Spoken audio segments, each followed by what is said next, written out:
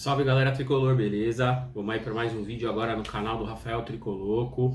E mais um vídeo aí não muito feliz com o nosso tricolor, né? Pra variar, nosso tricolor ultimamente não anda dando lá muitas alegrias. Um ano bem complicado, depois do jogo de ontem então, o que dizer. Mas vamos aí, né? Seguindo com a nossa missão aí de trazer informação, trazer opinião. Então vamos falar sobre o jogo de ontem, sobre o clássico aí contra o Corinthians lá na Arena dos Caras. Vamos falar sobre a coletiva do técnico Hernan Crespo. Crespão sincerão mais uma vez. Vamos falar sobre lesões, vamos falar sobre a expectativa aí dos próximos anos. Pincelado rápido aí, como eu tenho feito toda sexta-feira para vocês. Antes disso, pessoal, então curte o vídeo, ativa o sininho para receber a notificação dos próximos vídeos. Hoje eu soltei um Reels rapidinho ali explicando por que ontem eu não fiz nem o Reels, nem o Shorts, né? No caso, Reels, Shorts, que eu soltei em todas as redes sociais. Então, soltei no TikTok, no Instagram e aqui também no YouTube. Então, Shorts, Reels e TikTok, explicando ali a correria. Ontem eu não consegui ver o jogo ao vivo, então por isso também embolou um pouquinho. Acabei terminando de assistir o jogo tarde, fui assistir depois a reprise do jogo lá pela Casa TV. Como passou no YouTube, deu essa facilitada, mas agora fazendo conteúdo e vou aproveitar para abranger tudo isso daí. Então segue, ativa o sininho, compartilha o vídeo aí com a galera, aquela galera, aquele grupão de São Paulinos aí. Todo mundo costuma ter aquele grupinho de São Paulinos para ter aquela resenha aí durante o jogo, pós-jogo, enfim. Então vamos que vamos ainda naquela força aí pro canal, beleza? Então bora pro conteúdo. Vamos começar então falar do jogo, né? Acho que é o assunto que tá mais aí no hype aí, falar do jogo, da entrevista do Crespo. Sobre lesões, acho que já tá ficando cansativo, né? Falar tanto das lesões aí, dos desfalques. Lucas Moura de novo, Oscar, que a gente não sabe o que vai acontecer. Eu acho que eu não aguento mais falar sobre isso. Planejamento do ano que vem também é difícil, vai depender muito do que vai acontecer. Teve entrevista aí do Rui Costa essa semana, lamentável também, continuar colocando o São Paulo como referência disso e daquilo. Cara, São Paulo não é referência de nada faz muito tempo. Não sei que fantástico mundo de Bob é esse que esses caras vivem aí, que não dá pra entender. A expectativa para o ano que vem, infelizmente, é baixa. Os reforços que a gente deve ter realmente que vão ser assim considerados bons são os lesionados voltando, mas aí a gente não sabe, né, em qual nível de qualidade esses reforços vão voltar, quanto tempo vão demorar para readquirir ritmo, se vão voltar com confiança. O vídeo Lucas aí lesionou, voltou, lesionou de novo, voltou, mas não voltou, enfim. A gente nem sabe como que vai ser essa questão, se vão voltar bem de fato, se não vão lesionar de novo logo na sequência. Lesão muscular, que acaba sendo recorrente, principalmente quando volta aí de lesões muito demoradas, no caso do André Silva, Caleri, Rian, enfim. Vai ser bem complicado essa questão aí, né? Mas vamos ver. Então, se vou falar do jogo, o jogo eu não consegui assistir ao vivo, tava numa correria ontem, não consegui ver o jogo ao vivo. Acabei assistindo depois, assim que eu cheguei em casa, eu assisti lá pela Casa TV, vi o jogo completo para poder analisar, entender. Mas na hora do jogo mesmo eu fiquei olhando pelo Google, vi a escalação ali já me deu calafrios quando eu vi ali o Patrick, né? O restante da escalação acho que não tinha muito o que fazer pelas peças que tinham. Ferrarese, Bobadilla e Tapia não poderiam iniciar o jogo devido aí ao período curto entre a volta das seleções e tudo. O Tapia ainda fez a maior correria para chegar ali no dia do jogo. Então não tinha como contar com eles ainda mais de titular. Porém, cara, o Patrick, infelizmente, a gente já viu que não tem o que fazer com relação ao menino. Na base sempre foi um baita jogador, né? Chegou às seleções e tudo. Mas já deu para ver que no profissional, pelo menos no São Paulo, não vai rolar. Seria melhor emprestar o menino aí, ver o que dá, dar oportunidade para os outros laterais aí da base que estão despontando, porque realmente não tem condição para o menino. E já era sabido, tanto que vários outros jogos anteriores aí, o Ferreirinha já atuou improvisado como ala de titular desde o início do jogo. Mas aí não sei, ficou com medo de colocar o Ferreirinha, mas pô, cara, você tá com 3 volantes no meio, 3 zagueiros. O lateral direito já é o Cedric, que é um jogador extremamente defensivo ali, um jogador que apoia pouquíssimo o ataque, que é fraco no ataque, vamos combinar. Então assim, cara, pô, né, Ferreirinha na área esquerda. E aí no ataque você coloca o menino, coloca o Paulinho, coloca o Luca. Porque o Patrick você já sabe que não vai. Pelo menos o Paulinho e o Luca você arrisca ali ter alguma situação diferente no jogo. De repente o menino tá bem, o menino tá com confiança, o menino, né, quer aproveitar aquela chance, aquela oportunidade. Então o Patrick a gente já sabe o que é aquilo, não adianta, sabe? E outra, é no ataque, sabe? Numa posição chave, que não vou pôr um menino e o time vai ficar exposto e o Corinthians vai jogar um atacante ali fera em cima do menino porque vai deitar e rolar. Não, pior ainda o Patrick na área esquerda, porque mesmo sendo 3 zagueiros, o área esquerda ele ainda tem alguma obrigação ali de recomposição na parte defensiva do time e tudo mais, então acaba sendo até pior. Então para mim aí eu já vejo como erro de escalação do Crespo, né? Até entendo ele querer ali priorizar os mais experientes dentro do que ele tinha para colocar, mas, pô, cara, a gente já sabe, já deu para perceber que com o Patrick não dá. Ele, mais do que ninguém, já percebeu isso, não tenho dúvidas.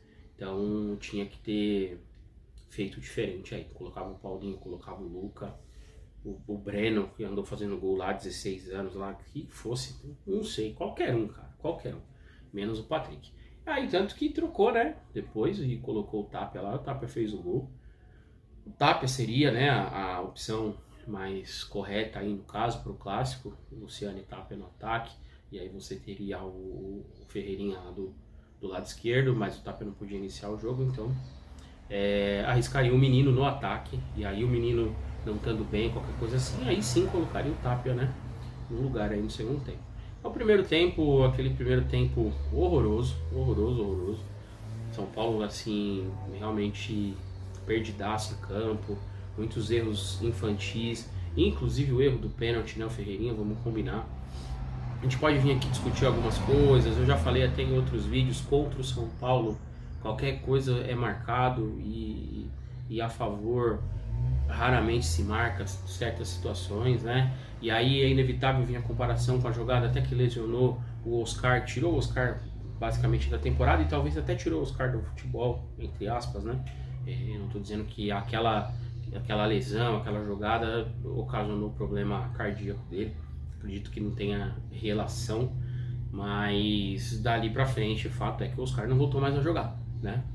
Então, assim, fadou ali a carreira do jogador ali, se ele se aposentar mesmo, vai ter se despedido daquela forma, no lance que o juiz não marcou sequer falta, né? E aí a gente teve esse lance ontem do Ferreirinha, que foi pênalti, na minha visão muito bem marcado o pênalti. Aí a reclamação que a gente entra é essa, por que quando é a favor do São Paulo, lances assim, não se marca, e contra, marca? No meu critério, no meu modo de ver futebol, foi pênalti. Mas a gente fica pé da vida, porque que não marca esse tipo de situação quando é a favor do São Paulo, só marca contra. Então é revoltante nesse quesito. No jogo de ontem, o juiz não teve interferência nenhuma, foi tudo certo e paciência. Mas, pô, precisa. Esse critério ele precisa ser igual quando é contra e quando é a favor, né? Senão não vira, não dá certo desse jeito. Essa reclamação aí que fica e é super válida. O São Paulo foi muito prejudicado no decorrer do campeonato, mas a incompetência dos dirigentes, até dos próprios jogadores em certos momentos, do treinador também, tudo mais, isso é o principal que deixa o São Paulo na situação que está hoje.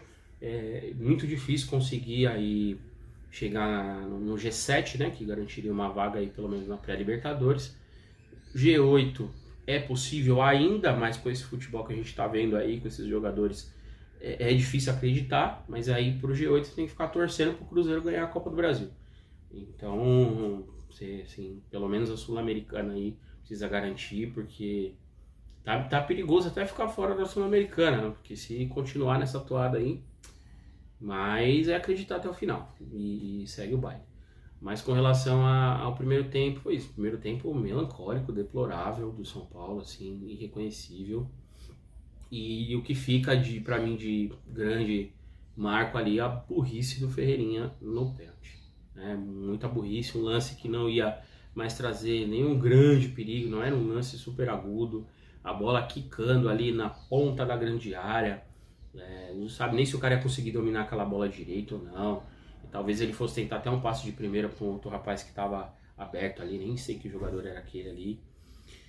Enfim, e aí ia tentar um cruzamento, mas estava bololô na área. Cara, assim, seria uma jogada totalmente ali ao acaso se acontecesse alguma coisa ali. Não era uma jogada promissora que você fala, não, ele matou uma jogada, ele tomou um drible desconcertante e matou a jogada porque o cara ia sair dentro do gol, era só tocar para trás e alguém encostar ou ia chegar no Rafael. Não, nada disso. Então, assim, realmente é uma falta de inteligência absurda e cada dia mais eu me surpreendo como a grande maioria dos jogadores, assim, não tem inteligência nenhuma.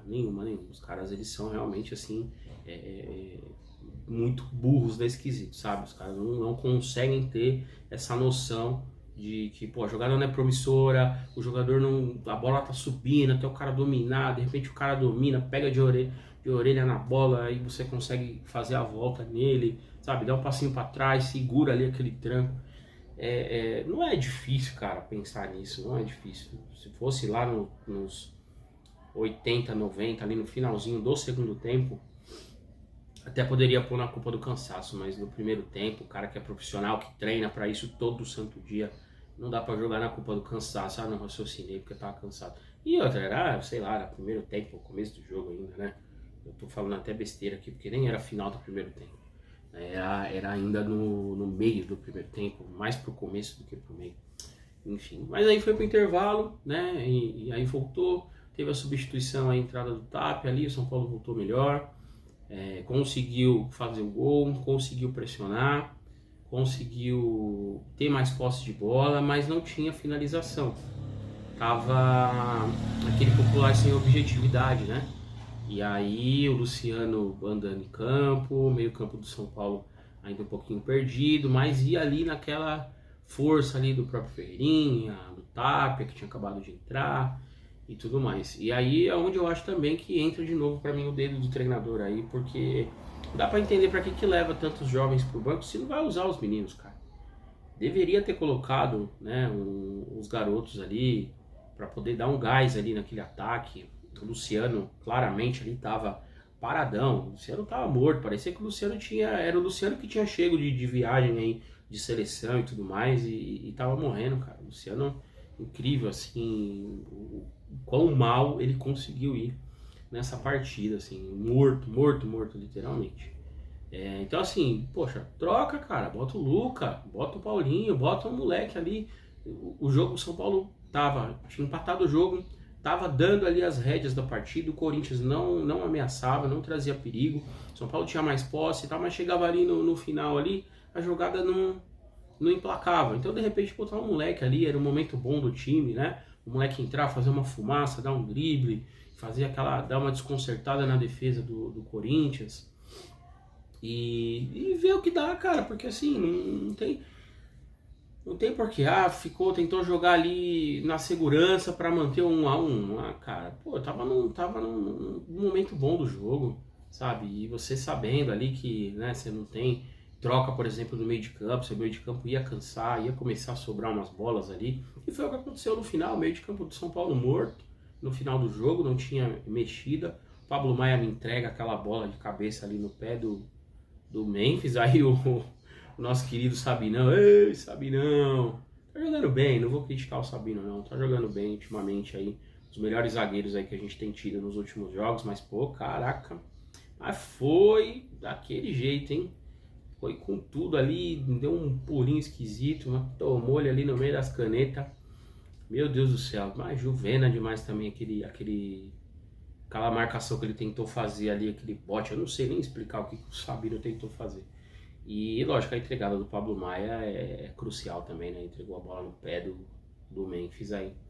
E aí, depois disso, o time praticamente entregou os pontos, né? Não fez mais nada, e aí tomou aquele terceiro gol. Aquele terceiro gol é o retrato do que é o São Paulo de maneira geral ali, do que foi o São Paulo de maneira geral no jogo. Uma bola chutada de longe, né? Um baita chute, a bola bate na trave, e aí você vê a zaga, todo mundo olhando, olhando o disco voador passar, que beleza. até o Yuri Alberto pegar, o Yuri Alberto domina, ajeita o corpo, bate, não chega ninguém, todo mundo lá, olhando a morte da Bezerra lá. Meu Deus do céu, ali foi o retrato da melancolia do que foi o São Paulo nesse clássico. A derrota mais do que merecida, e aí, lógico, tem a conta dos jogadores, tem a conta da diretoria, tem a conta do Crespo, como eu já falei aí, todo mundo, né? O Crespo tinha 12 desfalques, também não há como fazer milagre, então tem que botar na conta da diretoria. Se não fosse tantos problemas assim, possivelmente teríamos um time mais forte aí para jogar, teríamos trocas mais seguras para fazer no decorrer da partida. Mas assim, quem entrou em campo também tinha que dar um pouco mais, e o Crespo, mesmo com o que tinha que ter feito um pouco mais, tinha que ter usado um pouco mais. Tem que acreditar na molecada, a molecada tá aí, cara, bota a molecada pra jogar, velho, pelo amor de Deus. Não botou o Mike, velho, o Mike jogando aí direto, fazendo boas partidas, não colocou o Mike pra jogar um minuto sequer, deixou o Cedric se arrastando em campo o jogo inteiro, sabe? Isso aí não dá pra admitir também, não dá pra vir aqui passar pano pra esse tipo de situação. Não é o principal culpado, nem os jogadores, nem o Crespo, mas eles têm a parcela deles aí nessa partida. O principal é a diretoria, é Júlio Casares, é Rui Costa, Belmonte, Companhia Limitada, e isso a gente não vai cansar de falar, não vai cansar de bater, eles são os principais culpados e ponto. Mas não dá para passar pano ali também para a responsabilidade que teve Crespo e que teve também os jogadores que entraram em campo, certo? E aí no final o Crespo dá aquela coletiva, o Crespão sincerão, né? Falando aqui pro ano que vem, o principal que a gente tem que priorizar é a saúde. Eu acho que o Crespo se encheu, né? De uma vez aí com as últimas, né? Arboleda, Lucas de novo, enfim. Aí acho que foi a gota d'água aí pro Crespo, para ele chegar ali, dar aquela entrevista e falar: primeiro vamos pensar na saúde dos jogadores. O jogador tem que estar com saúde para vir jogar aqui. Depois a gente vê se é bom ou não e tal.